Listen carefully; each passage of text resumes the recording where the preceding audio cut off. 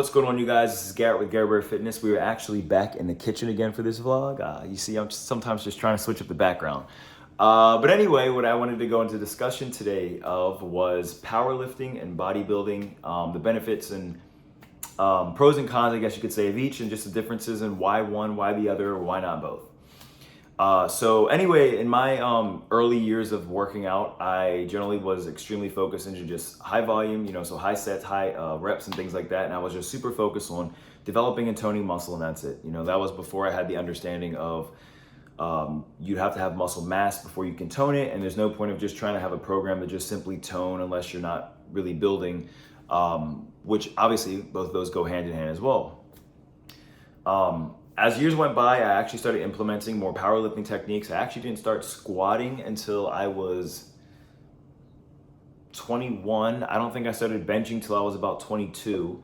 And I don't think I started deadlifting till I was about 22, 23. And I was kind of scared. I don't really know why, but I think that one of the issues that I kind of had was that I didn't implement these things or learn how to do them when I started. I generally just worked with machines and free weights. So that was just kind of the route that I went for a really long time. I actually did my first powerlifting competition when I was about 20, I think I was 21. And what I kind of want to go into, guys, is just the types of training. And then I haven't competed in a bodybuilding show, but I have competed in a USAPL powerlifting meet. So I will talk about that.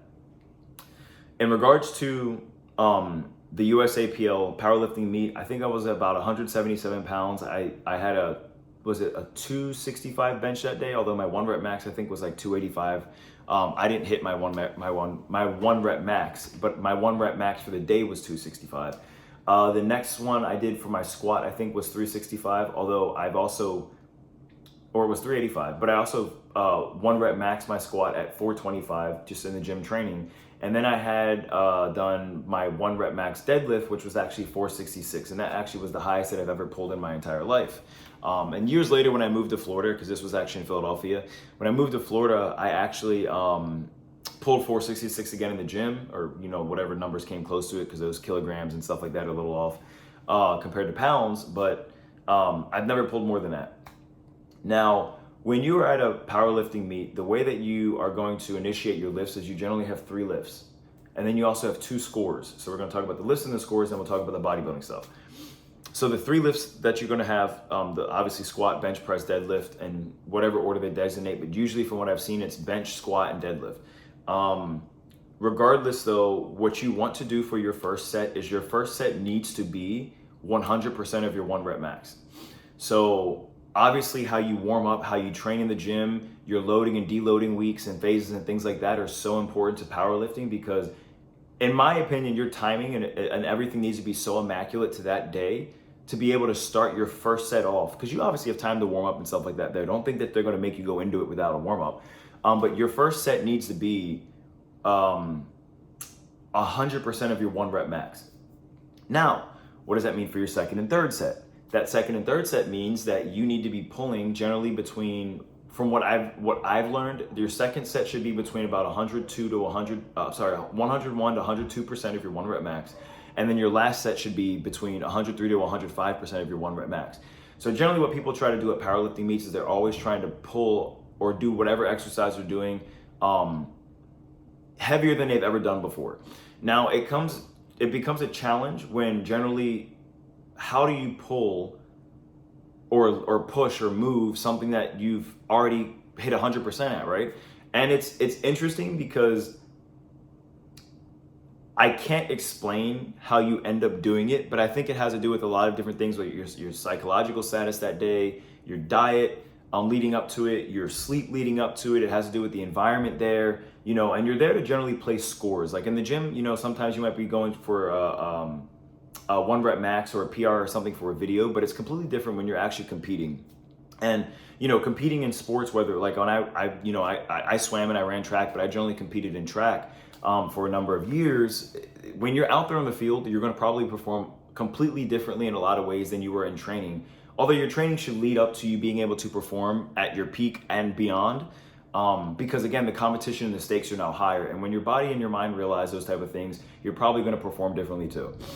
The reason that I didn't perform my bench and my squat the heaviest that day. Like I said, I pushed a 265 on a bench, but my 1 rep max was already 285.